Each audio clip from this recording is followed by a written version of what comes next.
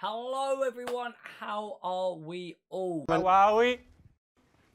I hope the answer is absolutely superb ahead of this Liverpool versus Atalanta tie. Obviously, we have recently drawn and dropped points in the Premier League, which is going to make it a little bit harder to win. Can we still do it? Of course we can. We are Liverpool. We can still win the Premier League. But it's important to also try and win the Europa League and send Jurgen Klopp off with as many trophies as possible. So, part of my research is letting you guys know what we got coming up.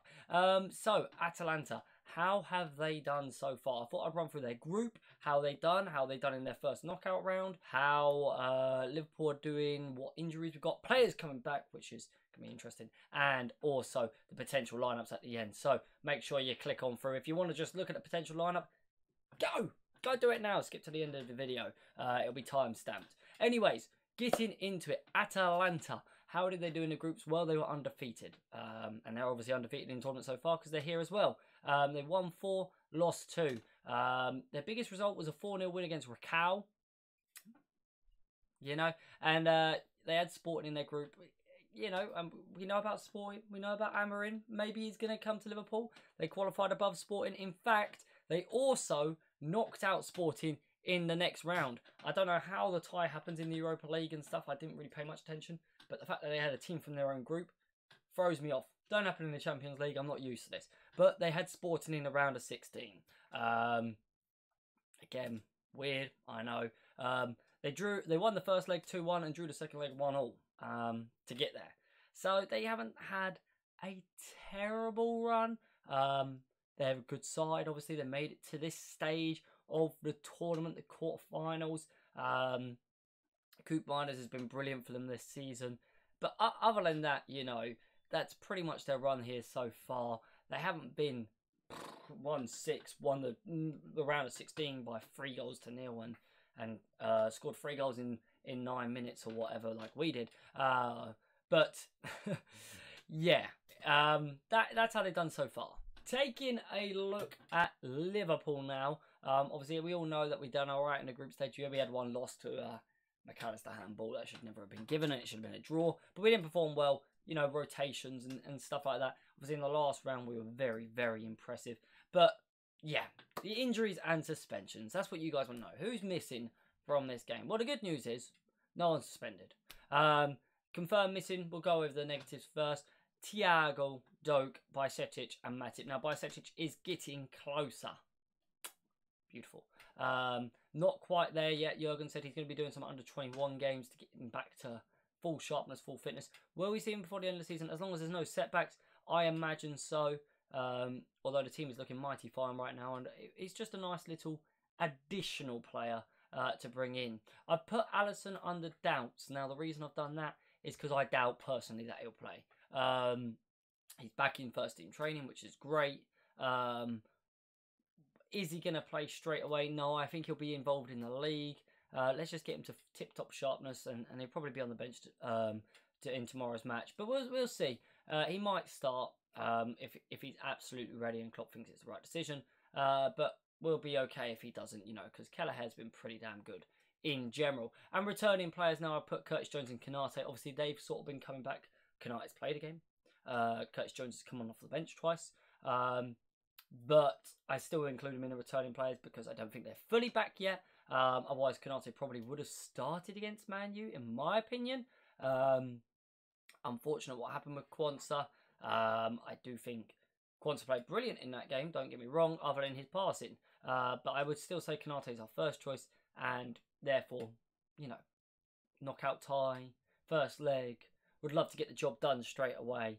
Play Konate, hopefully. And then, as you can see, also Trent Alexander-Arnold and Diego Jota coming back in first team training. It was so beautiful to see the pictures, if you haven't seen them already. And yeah, it's just a good sign, a happy sign to see them back. And yeah, that's the injury suspension. Let's get into what I think is going to be the lineup. So, in goal, we have got Kelleher, as I've alluded to.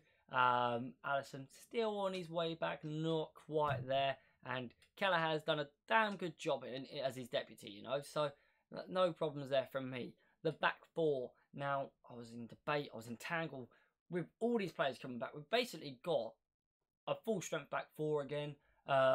Although Trent's not quite there yet. I don't think obviously just come back into first team training.